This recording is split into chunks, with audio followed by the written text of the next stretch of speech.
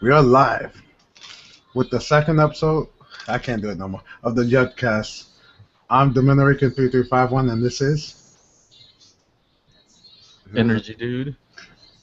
And Erg Squad. so Eric. Since you're new to the show, for the viewers, tell us a little bit about yourself. Um, What's in your computer? I'm Erg, and I run 2 rigs, well actually technically 3, but I won't talk about the last one. But gaming rig would be I got a computer running Windows 8.1 with a 3570K Intel processor and a Asus GTX 770 2 gig. Solid state drive, hard drive, all that good shit. You're not gonna go like Energy and show boxes of everything you own? No, actually, I do keep all the boxes, but they're in the other room, and I'm not getting up. So Okay.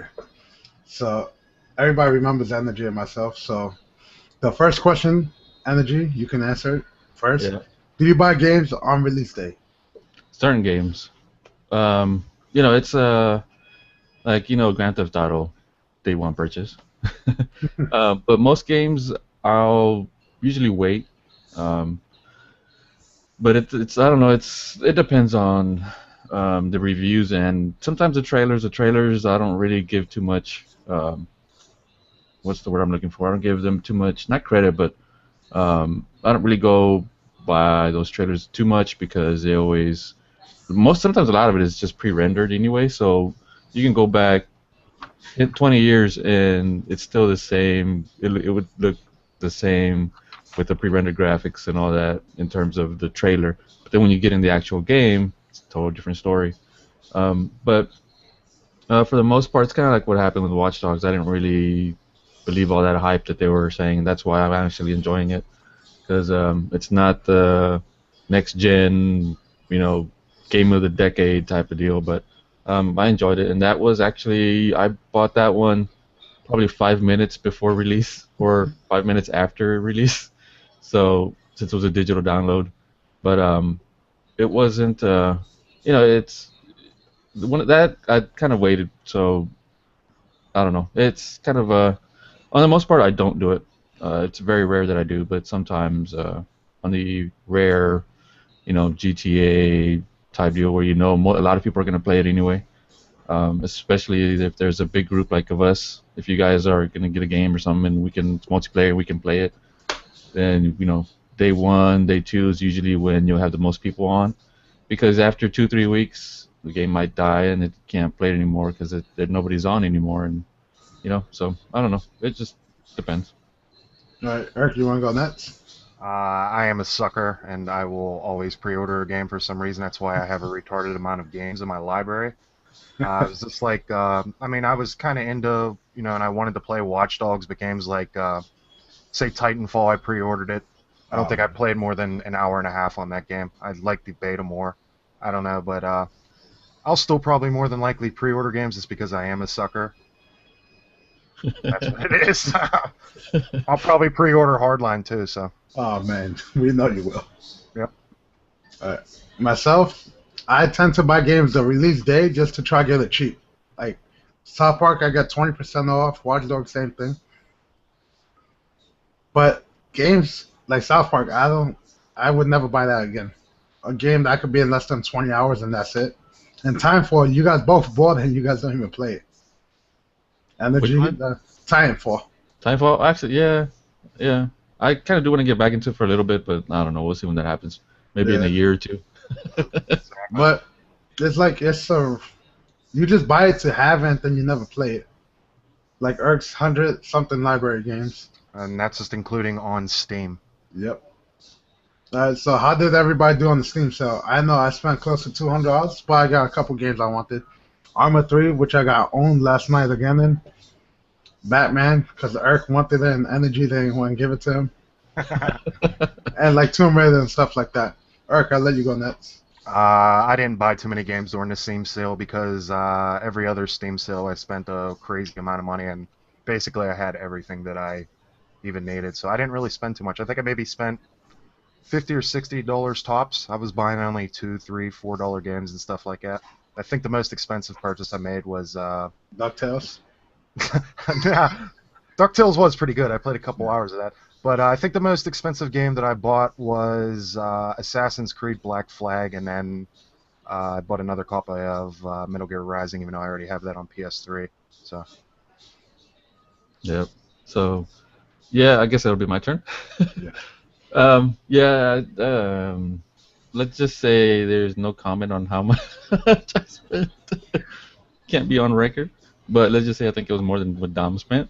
Yes. No, yeah, this time, well, there was a couple of games, like, for example, I pre-ordered Dead Rising 3. I enjoyed the first one. And the second one, I kind of skipped over just because of there was one part of the first game that I didn't like, which was the annoying beeper that kept going off all the time, or I guess it was a pager or cell phone. I forgot what it was, but I was hoping they would get rid of it, and it sounded like let's see, that's another game that I didn't pre-order, was the second Dead Rising, even though I did like the first one. But I heard they did not take that out, so it was something similar in the second one. So I just kind of skipped it. But I think this third one might be pretty good, so I went ahead and pre-ordered that. So that was probably one of the more expensive ones because it was on sale, but not, it was still at full price. And so it was a game like that, and then I bought some old school games that I already had. They're actually sitting back there, and I like how those he are the has boxes. get it ready. No, see, like this is like Warcraft, the first Warcraft, Orcs versus Humans, but I didn't get this. But that's an example. Like there's a Mortal Kombat box, there's a bunch of other stuff that I already have back there. But I did pre-order. I didn't pre-order. I bought them because they were cheap, and I don't have to go look for the serial key inside the case that's hidden behind 5 different pages of whatever hidden, and you need a secret decoder ring to figure it out and all that kind of stuff. Drink more Ovaltine. Yeah, exactly. Leisure Suit Larry. Yeah. Oh man, that was fun. The Leisure Suit Larry thing was funny. You had to answer these old school questions like, Yeah. about JFK or something. And, I remember that. but yeah, so I didn't want to have to, I'd rather spend the $2 whatever on Steam rather than have to go look for the CD case and all that stuff all the time. And then again, there's some like Baldur's Gate 2 that they were remastered in HD. So if I wanted to go get the box and install it, I could, but then it's going to look like crap on these new systems. So I bought a lot of games like that. I bought like the Quake series, the Doom series, Unreal, like all the Unreal tournaments, Unreal 1 and 2. But it's just so I can have it there already because I like those games and I play them every now and then, just for old school sake or for nostalgia's sake. But it's just that's basically what I ended up doing is buying a lot of those. A lot of stuff I already had, like Ark was saying, some of the stuff that I wanted to buy I've already bought. So Kept one. PC versus console. Eric, you can lead. PC versus console. I have to say that one's all preference, man. I collect consoles, and I basically have every single one, so I'll always buy a console. But consoles are nice for setting up in your living room or something where you can sit on the couch and actually play games. Compared to being a hardcore PC gamer or something where you actually have to sit at the PC, it's a little bit more convenient to play console sometimes, and it's cheaper. And there's a lot of games that are only on console and stuff like that. Like mainly what I'm going to say is sports games. You don't play Madden or NHL or anything on PC or nothing like that. So it's really preference. If I had to choose, I would buy both. But if I actually had to choose and I only had money for one, I'd buy a PC. So yeah, it's the same thing. I haven't gotten the next gen consoles. I still have both. I had gotten all 3 of the last gen. The Wii, the PS3, and the Xbox. So I first started with the Xbox 360, and then I went over to PS3 because of the Blu-ray.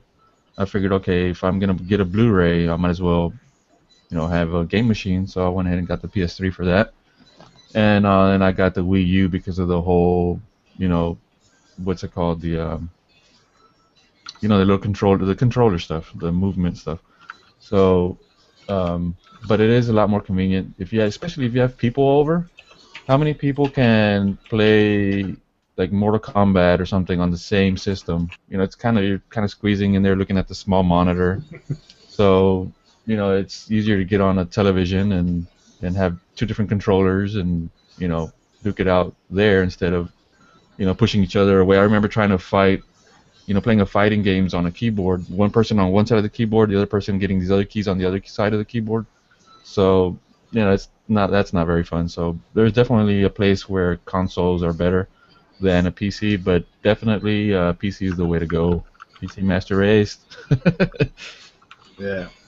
My opinion, there's certain games like a platformer you have to play on console. Like DuckTales, look at how we struggled. Energy Yeah, with the I ended up having to keyboard. get a controller for that. Yeah, unless you have a mechanical keyboard, you can't play a platformer. That requires you to press two or three buttons at the same time.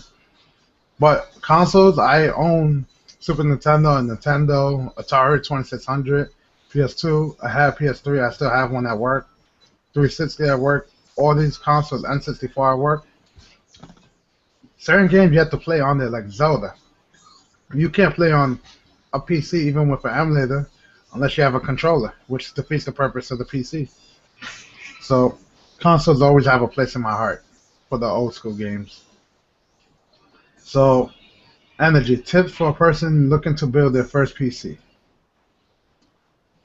Buy the most expensive stuff you can afford. Like you set a budget and get the best thing that you can, like for example, like your graphics card or the CPU.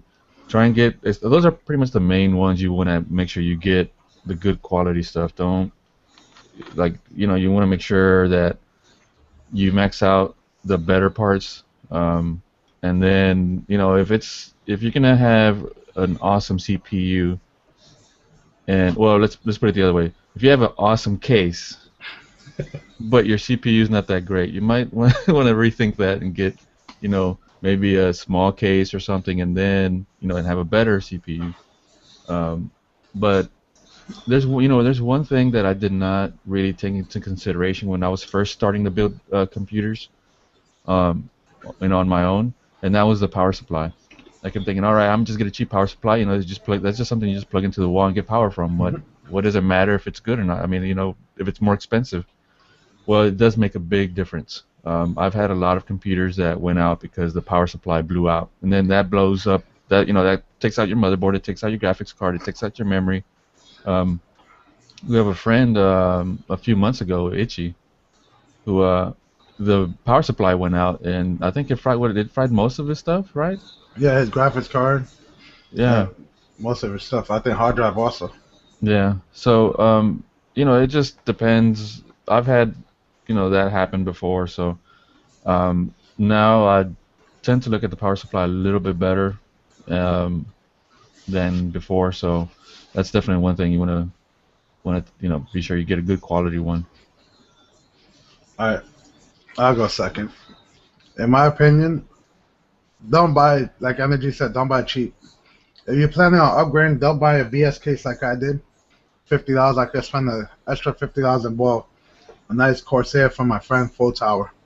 And I can't fit anything in here. I already maxed out with 7 fans. Yeah, look at Energy and Earth. Like, Well, yeah, he kept. You always like, I'm gonna get some more fans. You kept getting look, fans. fans. But I can't even add anything more to it. Second graphics card, one fan here, bigger power supply, nothing. This is not a case for a $2,400 gaming computer. But other than that, don't skimp out on anything. If you can afford it, just buy it. Don't buy cheap. Irk.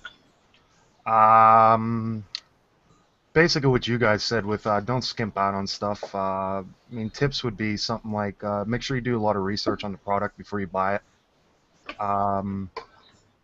You don't want to skimp on really anything. I've made the mistake of buying everything in my entire system, top-notch stuff except for my motherboard.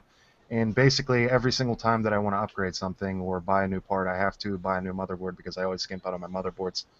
So currently I want a SLI and I can't because I only spent $75 on a motherboard.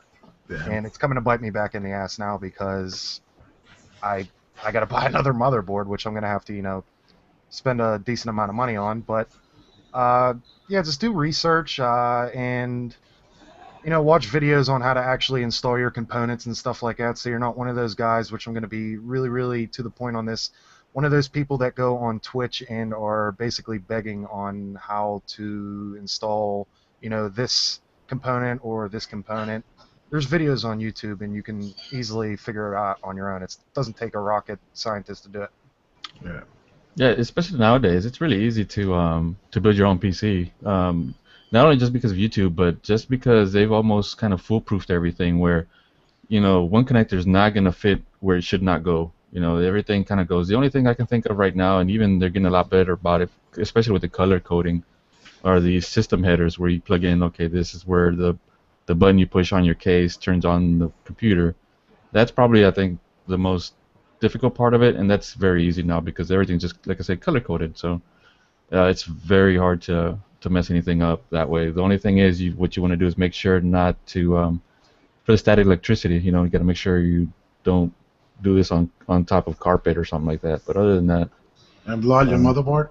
yeah, blow up your motherboard, because I mean like I said, it's so they made it so much easier. So yeah.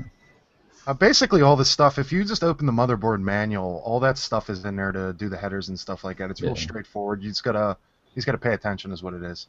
Yeah. So, everybody, what do you think about your mics?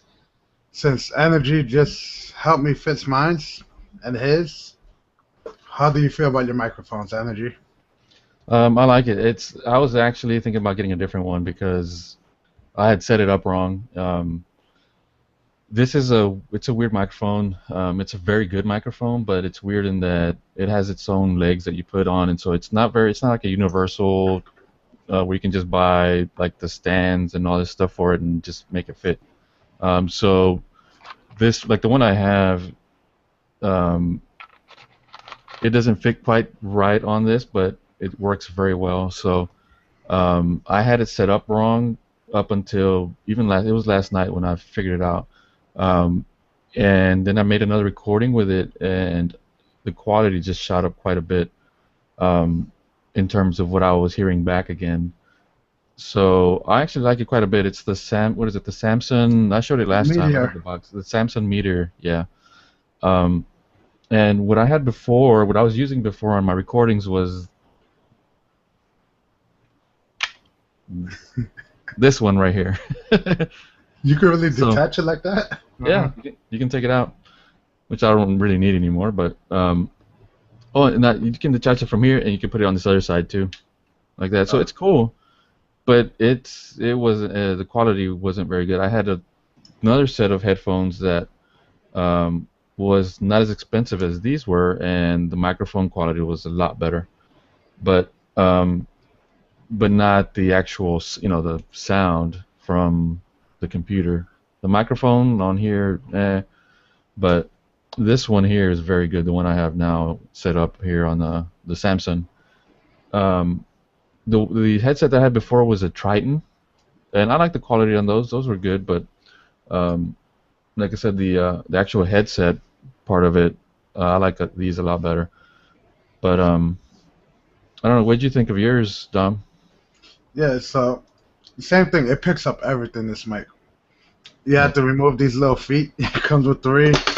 You gotta customize it. It doesn't even fit on this, but it works amazing, as you guys can hear. And everything. I like the microphone. 1, 2, 3 plug-in USB. No need for a mixer or anything. It's just finding accessories for it is hard. Erky. I run you could probably see it. I run a blue snowball, but I can't really comment on too much. It's way better than what the Astros were. I couldn't stand the quality of the Astros, so that's why I bought this. And for what it is, it's pretty good for an inexpensive microphone. I mean, it was only I think 50, 60 bucks or something like that. You just got to kind of play with it so it's not picking up everything like keyboard clicks and a pin dropping across the room or something like that. But it gets expensive whenever you start buying stuff like the stand and the Shockmine and the pop filter and stuff like that. But what's nice about this microphone is on the back of it, right where my finger is, which I guess you can't really see, there's different settings because you can actually use this to record like acoustic or pianos and stuff like that too.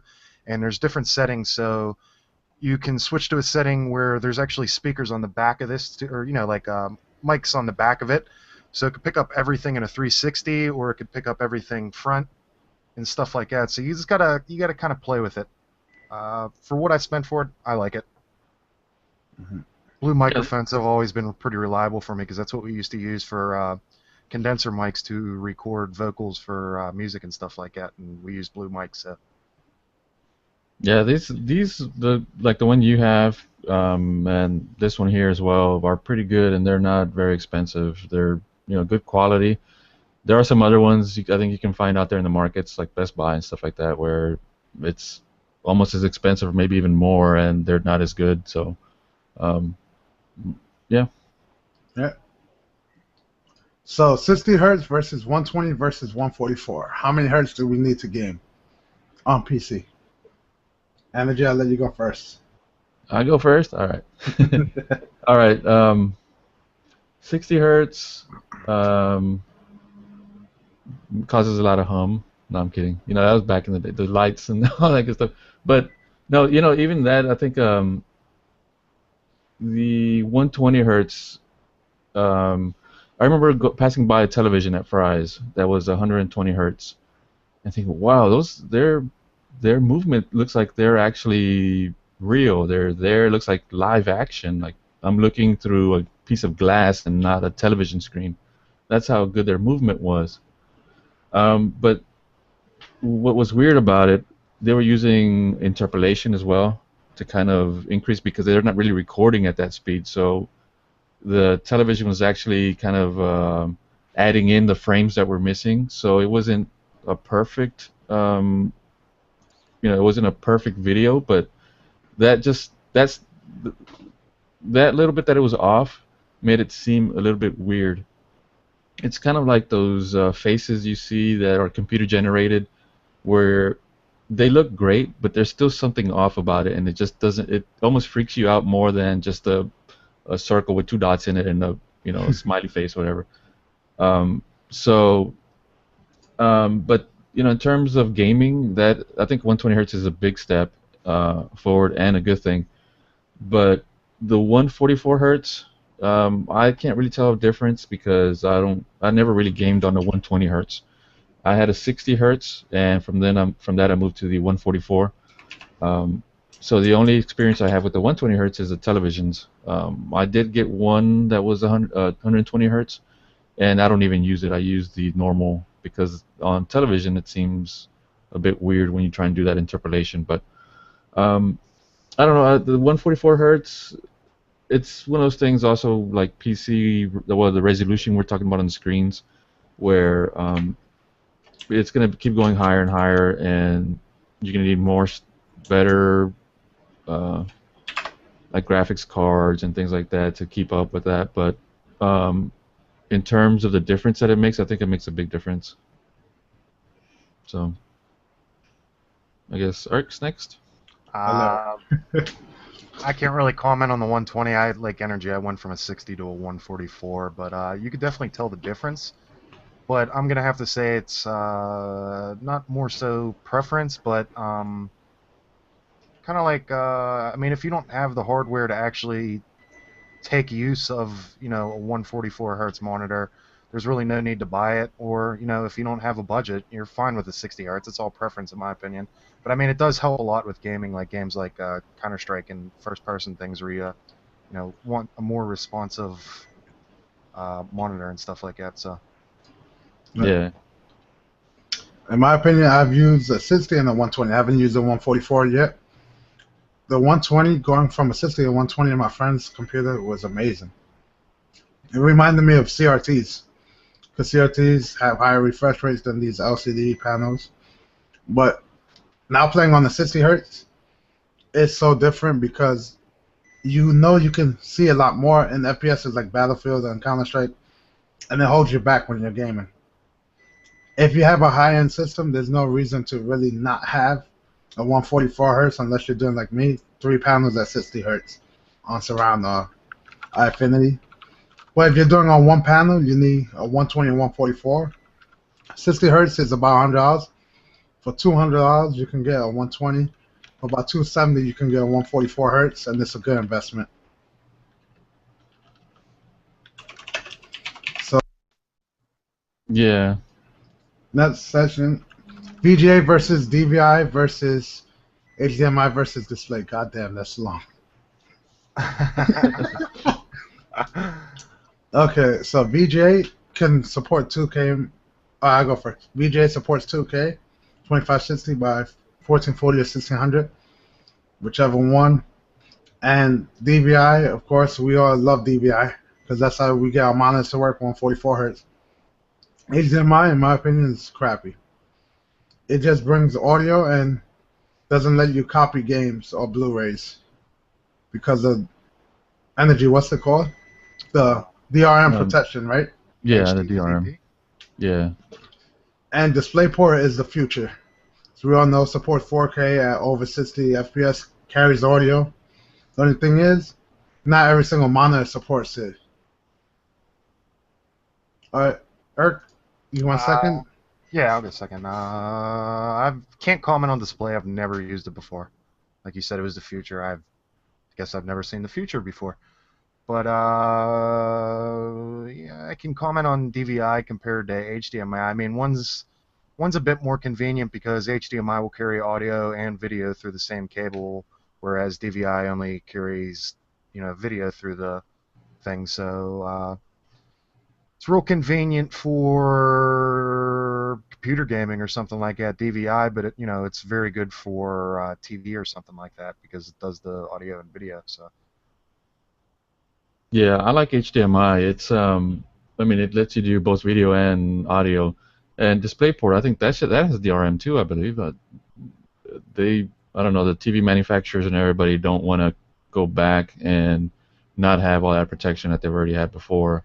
I think it's kind of pointless, to be honest, but that's what they do. So, and then VGA, of course, was just, that's what started the whole. Well, but we've been using VGA since what, like almost the beginning of time. Yeah, as long as I can remember. Yeah, because I remember when I was first building computers back in the early '90s. I think we were using VGA. So, and then DVI, that was a big step. It allowed push a lot more pixels, you can get a lot more broadband on your video. It's kind of like, speaking of broadband, that's kind of like going from a dial-up to broadband on your internet. That's how it was. That's what it did to video when you move up to DVI. And HDMI is pretty much the same thing as DVI, except it has the audio with it, and it has the like Don was saying, the protection. So, and I think DisplayPort is probably just as good, but I'm sure it still has a DRM on it as well. So, but I think DisplayPort lets you link up all the different monitors just by connecting each monitor together instead of all to your computer. Or is that daisy chain? Oh, that's daisy chain. I didn't know that. Yeah, you can daisy chain those. So that's pretty neat. So that's definitely it might not be DisplayPort whatever it ends up using in the end, but I'm sure it'll be some part of that type of technology. So it'll definitely go in the right direction. All right. So TS versus voice over IP versus Skype while gaming in games such as Battlefield 4. Energy, I'll let you go. Well, yes. No, I'm kidding. That's my answer. Yes. Well, see, the thing is, voice IP / Skype. Well, Skype I don't really like because it basically gives out all your IP address information and all that good stuff, and you don't really want to do that. Voice over IP, that's where games should have their own built-in voice over IP already, but a lot of them don't, like Battlefield, where you're not gonna be able to speak to the commander. You're gonna have to type everything out. And this is more of a problem on the PC side. This is one of the cons for the PC versus something like a console, where everybody usually has a microphone and stuff like that. Not everybody does on console, but for the most part, they do. Um, and in games like Battlefield, then sometimes it's you're trying to tell some guy, hey, dude, give me some ammo, and by the time you type it out, he's already across the map. So, and that's why I did the comma rows for that. But a lot of people still ignore it, and you can't say, hey, Dom, give me ammo, except unless you're on TeamSpeak or something like Ventrilo. So, well, do you people even know about Ventrilo still? That's kind of old school. No. It's something very similar to TeamSpeak. They still So use Ventrilo and Mumble. Mumble's the other one. Mumble, yeah. I remember the first one I used was called Roger Wilco, um, and it was almost it's the same thing like TeamSpeak and all these other ones, but um, TeamSpeak I think got on some of the tournaments and like all the I think there was maybe Counter-Strike ladders and Unreal and Quake, so it kind of caught on more than some of the other stuff that was already out there. Um, but I definitely like TeamSpeak a lot. Um, but the drawback is that it's only the group of friends that you have, and sometimes that's a good thing. You don't want just a random person shouting at you, obscenities at you and calling you names because you killed them, and stuff like that. So, yeah, it's I definitely like having TeamSpeak for our games. I'll go second this time. So, in games like Battlefield, you can't have everybody on TeamSpeak. So, voice over IP is good, but the only problem is it's only for the squad. Like Energy stated, if a commander you need something, you have to type out to them. Or half the time I'm requesting ammo or health and nobody wants to drop it because they can't hear you and nobody pays attention to the text. But Skype, the quality is so low in my opinion. Well, I think voice over IP is good if you're playing with random, but if you have a bunch of people, like last night we had 2 squads in Battlefield, 8 people in TeamSpeak. It was amazing. Irk? I lean more towards TeamSpeak because I get kind of weirded out playing with randoms, and I don't really like speaking to random people. I'd rather just speak to the people I know, so that's why I stick to TeamSpeak. But there's certain games where I will use voice over IP, like Arma games, because you kind of got to, and then like Counter-Strike and stuff like that, because it's more team based. That's why I don't really mind not using it for Battlefield, because I don't really take Battlefield all too seriously. It's kind of just it's Right just there. a fun shooting game. Yeah, they Yeah. make it into a team. They're trying to make it team based, but most people just go off and snipe by themselves or something. Exactly. It's what I just kind of lean more towards TeamSpeak, and Stoop Kid never leaves a stoop. And like I said, I just don't really really enjoy talking to random people. So that's why I Shut just in. stick to mine.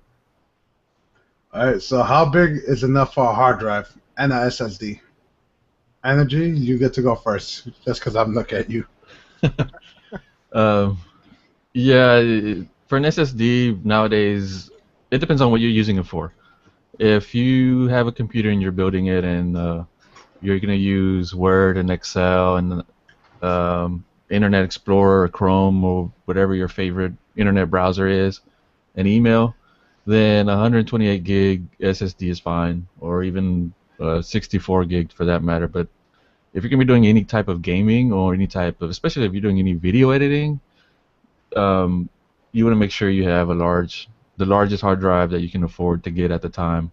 Um, and that goes for not just an SSD, but even just for the normal hard drives. You're gonna make sure you get something that's not too slow either. You want to get something like at least what is it, 7,200 RPMs. Yeah. Um, 10,000 RPMs are a lot better, obviously, but then that's quite a big jump in price as well. And if what I use those for is mainly just for storage anyway, it's not going to be anything that I'm going to be running at the same time. So, um, it's you definitely want to get something like a 240, 250 gig at the minimum solid state if you're going to be doing any type of gaming. I have a 240 right now, and I have like about maybe 80 gigs free, and I don't have anything on there except my operating system and maybe 2 games. So, you know, it tends to get pretty large. Some games have a lot of space requirements, so um, I wouldn't go with anything less than 250 if you're doing any type of gaming. If you're not gaming, then you can get away with a lot more. Um, and then just buy as many hard drives as you can, as large as like now what are they getting up to now, like 5 or 10 terabytes or something? Yeah, I for haven't kept up. internal. Yeah. So, and yeah, you definitely don't. Speaking of internal, you definitely do not want to do external if for any type of gaming, unless that's more of a backup type stuff. So, um, but yeah. So Alright, I'll let Eric go second again. Really all depends on what you're doing. Like Energy said, if you're not gaming, like 120 or whatever, 128 is perfectly fine if all you're doing is putting an operating system on it. But then if you're playing, putting games on, or you plan on putting games, I think I wouldn't ever settle for anything less than 250. I mean, especially with games like Battlefield, where they really, really, really start racking up gigs whenever expansions coming out. That's probably damn near 40 or 50 gigs now. yep. And I only keep games that I play almost on a daily basis on my solid state drive, and I probably only have about 20 gigs free. But that's just with my OS and the couple games that I play. But as for just a regular hard drive, whatever you can get, honestly. I mean, I don't even think they sell them in small sizes anymore. They're probably what 250, 500, 1 terabyte. Yes, 750s. Yeah, they go upwards. But really, whatever you can afford at the time. But it'd be obviously nicer to buy terabyte drives because you could stack those a lot easier than stacking like a 3 500s and a terabyte or something. You're better off just you know buying a terabyte instead of 2 500s. So Yeah. Right now, for a regular hard drive, I have a 2 terabyte. I already used almost a whole terabyte on that for games, movies, no music either.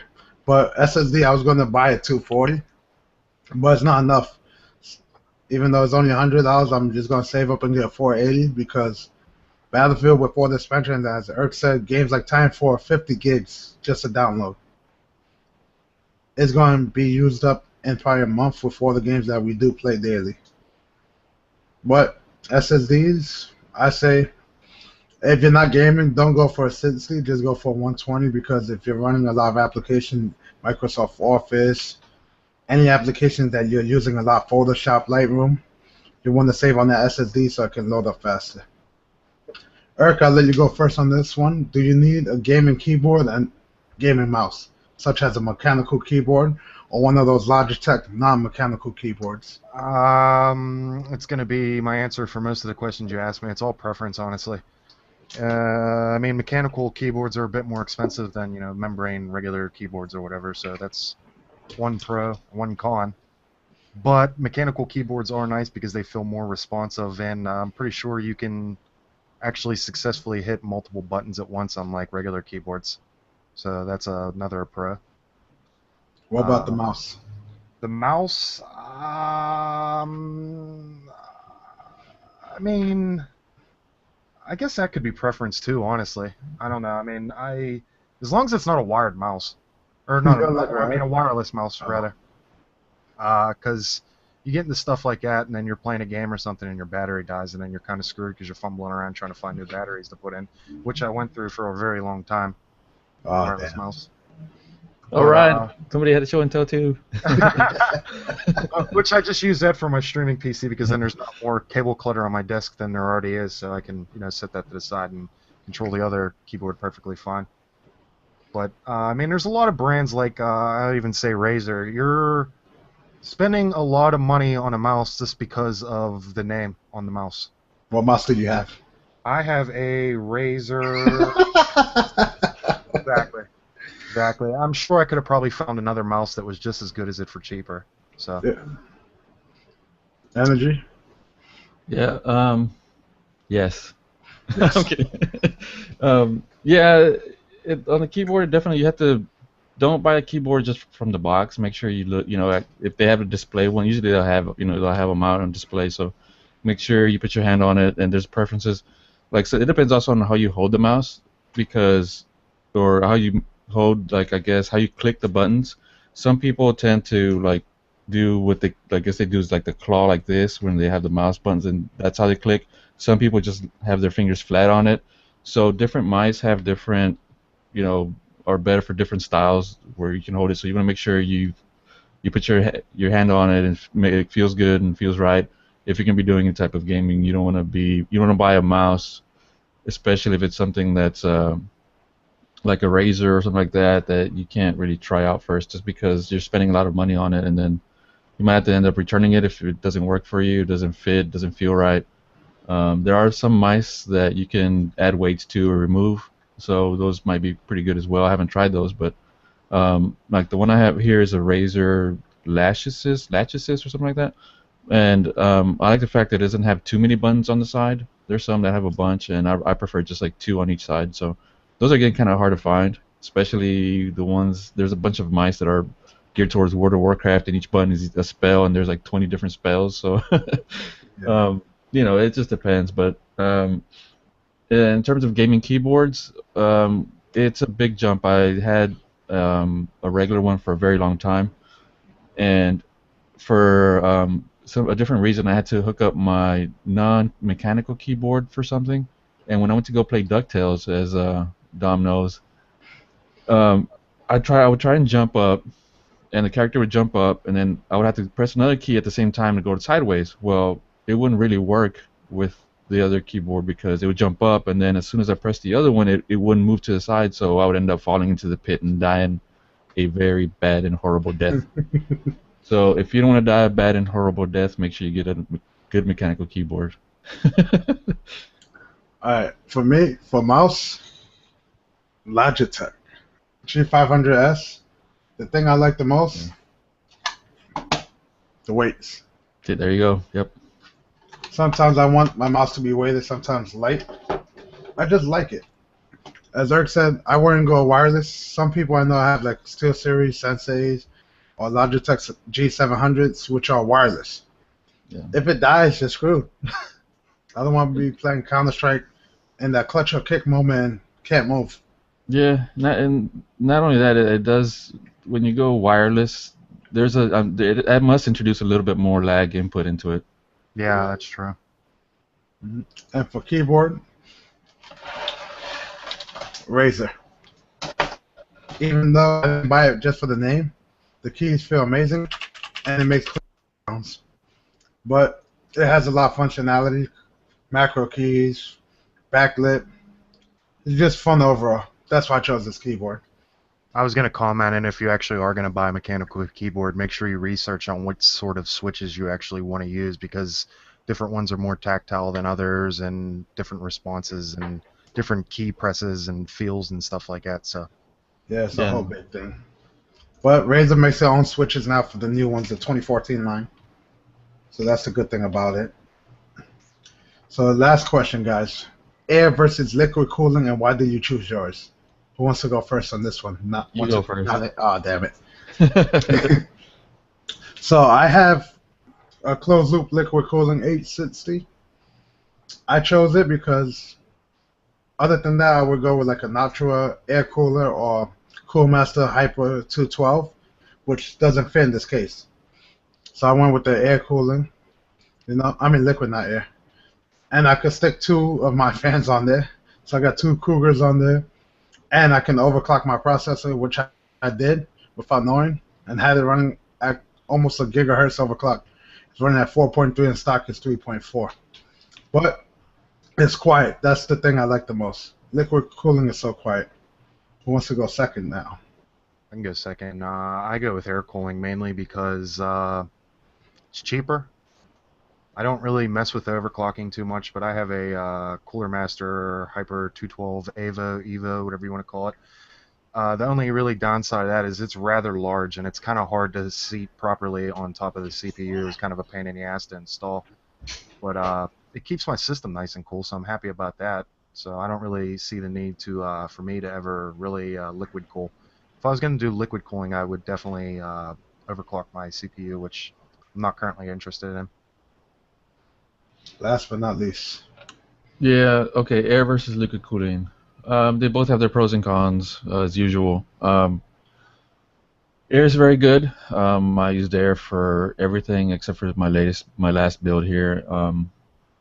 And when I first started building PCs on my own for myself, liquid cooling wasn't really around. And I would buy some fans that said, "Oh, they cool very good," but they were so loud and noisy. I would turn it on, it sounded like a jet, and it wasn't because they were dirty. This was brand new from out of the box. Sometimes fans start getting dirty, and they won't cool the CPU as much. So then what happens is the motherboard increases the power on the fan to get more airflow to try and cool it off more, and then that's when you get some computers sounding like jets. Um, that hasn't really happened as much anymore. It just happens actually more on more consumer-based PCs where you're just using it for like business and stuff like that. But air's definitely good. There's definitely some very good air coolers. The box. No, this is a whole motherboard. This is a Zalman.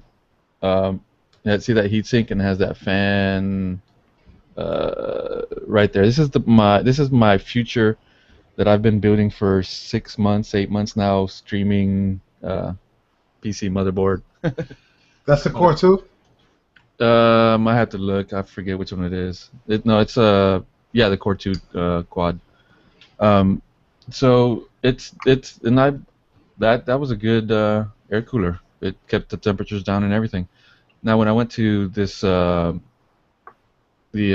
liquid cooling, that has fans too because on the radiator that needs to cool the radiator off, and those are just as loud as the air ones. So it did decrease the sound a little bit, but I wouldn't say it's much of a difference in terms of just not being as noisy. But um, it's just not. It just seems to cool a lot better. Or not necessarily a lot better, but just a little bit better. So I don't really intend to do any type of overclocking, even though I can. Um, and I might start messing around with that a little bit. Just depends. But there aren't really any games that I want to play at ultra super duper settings and get 5 extra frames out of. So, uh, you know. Um, but they definitely have their pros and cons. The one thing with the liquid cooling is you got to make sure that it fits your case. You got to make sure you research that your case that you have or that you want to get fits with, or that the liquid cooling fits in that case. I had to modify my case that I had already just to make it fit. So, and not all cases can be modified to make it fit. Some just don't work. So if you see like an open box at the store, it's because they probably bought it and they took it home and it didn't fit in their case and they had to just take it back. So, yeah. And just so everybody knows, when I talk about the stock coolers, anybody here ever use the stock coolers for air? I did. used it for the longest time before I bought Yeah. my Cooler Master. And it's cooled it like nothing? No, it did not. I was getting very, very, very, very, very ridiculously high temperatures. That's why I finally ended up buying a better aftermarket, stock, or not stock, but aftermarket cooler. Yeah, I used to use them quite a bit as well, and it wasn't too bad. But I ended up once I bought a different cooler, different fan. It definitely made a difference. So it does bring down those temperatures quite a bit. All right, so that's the end of this week's show. Erk, since you're the newest addition, where can they find you at? They can find me at twitch.tv/ErkSquad. ERCSQAD.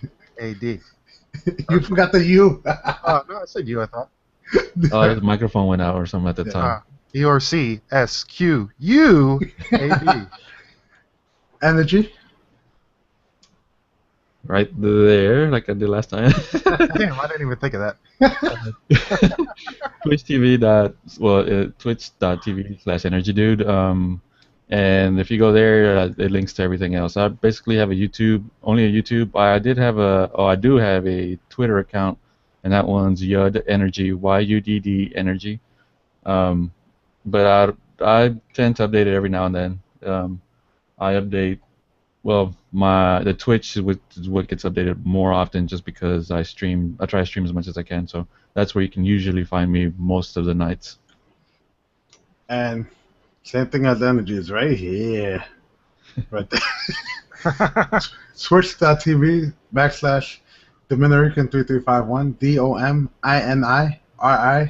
Oh crap, I spelled it wrong.